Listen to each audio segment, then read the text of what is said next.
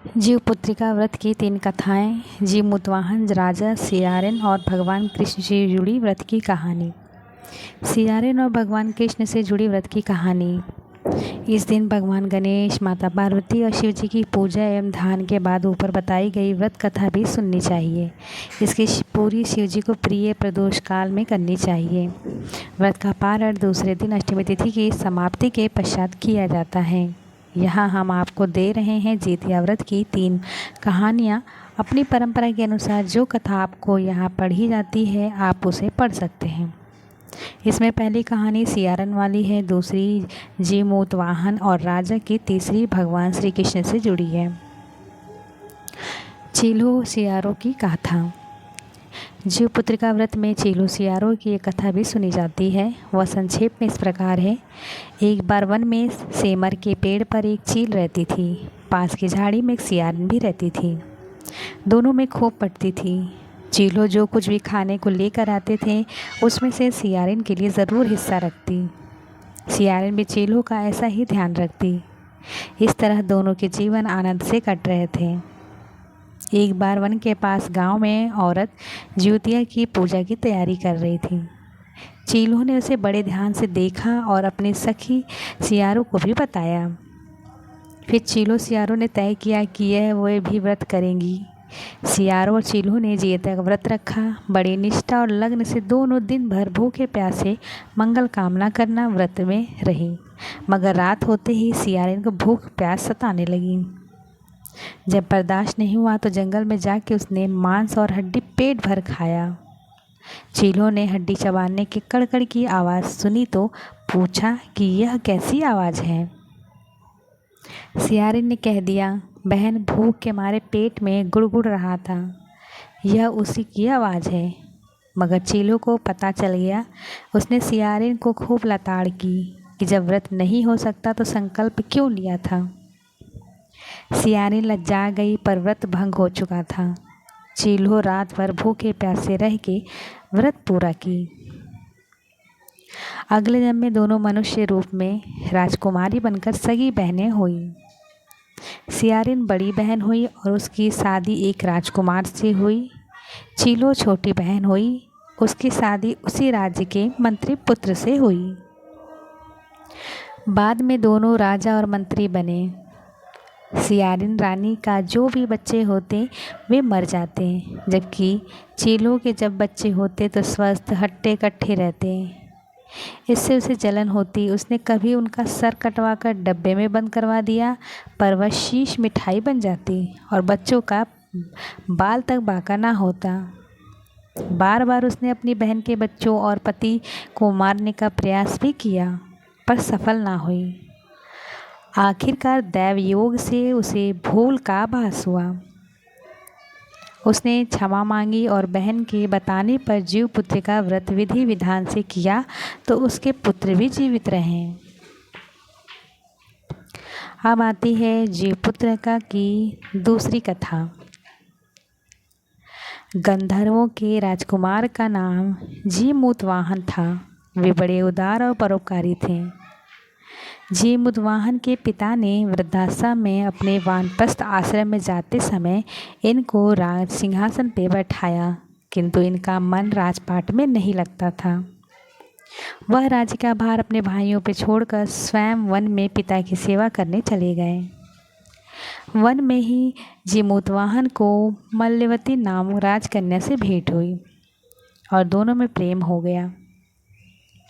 एक दिन जब वन भ्रमण करते हुए जीवमुतवाहन काफ़ी आगे चले गए तब उन्हें एक वृद्धा विलाप करते हुए दिखी। पूछने पे वृद्धा ने रोते हुए बताया, मैं नागवंश की स्त्री हूँ, मुझे एक ही पुत्र है।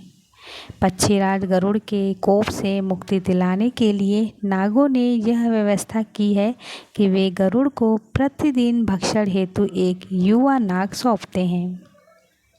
आज मेरे पुत्र शंखचूंड की बलि का दिन है। आज मेरे पुत्र के जीवन पर संकट है और थोड़ी देर बाद ही मैं पुत्रहीन हो जाऊंगी।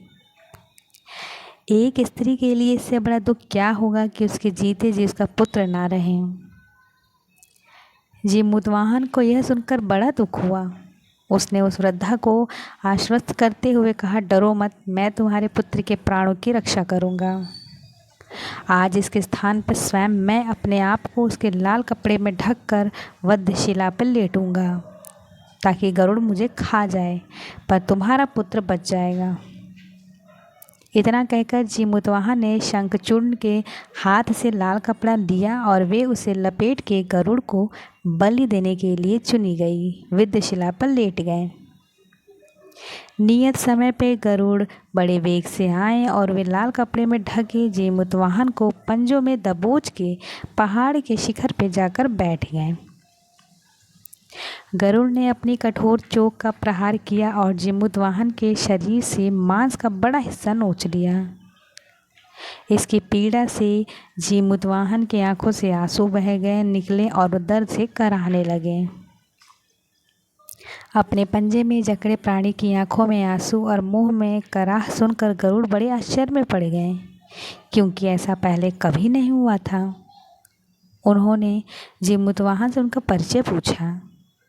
जीमूतवाहन ने सारा किस्सा कह दिया कि एक स्त्री के पुत्र की रक्षा के लिए वह अपने प्राण देने आए हैं। आप मुझे खाकर भूख शांत करें। गरुड़ उनकी बहादुरी और दूसरों के प्राण रक्षा के लिए स्वयं का बलिदान देने की हिम्मत से बहुत प्रभावित हुए। उन्होंने स्वयं पर पछतावा होने लगा।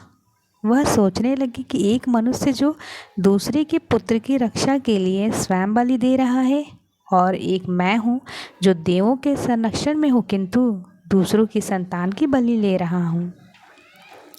उन्होंने जीमूतवाहन को मुक्त कर दिया। गरुड़ ने कहा, हे उत्तम मनुष्य, मैं तुम्हारी भावना और त्याग से बहुत प्रसन्न हूँ। मैंने तुम्हारे शरीर पे जो घाव किए हैं उसे ठीक कर देता हूँ। तुम अपनी प्रसन्नता के लिए मुझसे कोई वरदान मांग लो। राजा जीमूतवाहन ने कहा कि हे पक्षीराज, आप तो सर्वसमर्थ हैं। यदि आप प्रसन्न हैं और वरदान चाहते हैं तो आप सर्पों का अपना आहार बनाना छोड़ दें। आपने अब तक जितने भी प्राण लिए हैं उन्हें जीवन प्रदान करें। गरुड़ ने सबको जीवन दान दे दिया और नागों की बलि ना लेने का वरदान भी दिया। इस प्रकार जीमूतवाहन के साहस से नाग जाति की रक्षा हुई। गरुड़ ने कहा, तुम्हारी जैसी इच्छा वैसा ही होगा। हे राजा, जो स्त्री तुम्हारे इस बलिदान की कथा सुनेगी और विधि पूर्वक व्रत का पालन करेगी, उसकी संतान मृत्यु के मुख से भी बाहर निकल आएगी। तब से ही पुत्र की रक्षा हेतु जीमूतवाहन की पूजा की प्रथा शुरू हो गई। यह कथा कैलाश पर्वत पे भगवान शंकर ने माता पार्वती को सुनाई थी। जीवित पुत्रिका के दिन भगवान श्री गणेश, माता पार्वती और शिव जी की पूजा और ध्यान के बाद ऊपर बताई गई व्रत कथा भी सुननी चाहिए। अब आती है जितिया व्रत की तीसरी कथा, भगवान श्री कृष्ण की कथा। यह कथा महाभारत काल से जुड़ी हुई है। महाभारत युद्ध के बाद अपने पिता की मृत्यु के बाद अश्वत्थामा बहुत ही नाराज था और उसके अंदर बदले की आग तीव्र थी, जिस कारण उसने पांडवों के शिविर में घुसकर सोते हुए 5 लोगों को पांडव समझ के मार डाला था। लेकिन वे सभी द्रौपदी के 5 संतानें थीं। उसके इस अपराध के कारण उसे अर्जुन ने बंदी बना लिया और उसके दिव्य मणि छीन ली, जिसके फलस्वरूप अश्वत्थामा ने उत्तरा की अंजनी संतान के गर्भ में मारने के लिए ब्रह्मास्त्र का उपयोग किया, जिसे निष्फल करना नामुमकिन था। उत्तरा की संतान का जन्म लेना आवश्यक थी, जिसके कारण भगवान श्री कृष्ण ने अपने सभी पुण्यों का फल उत्तरा की अजन्मी संतान को देकर उसके गर्भ में ही पुनर्जीवित किया।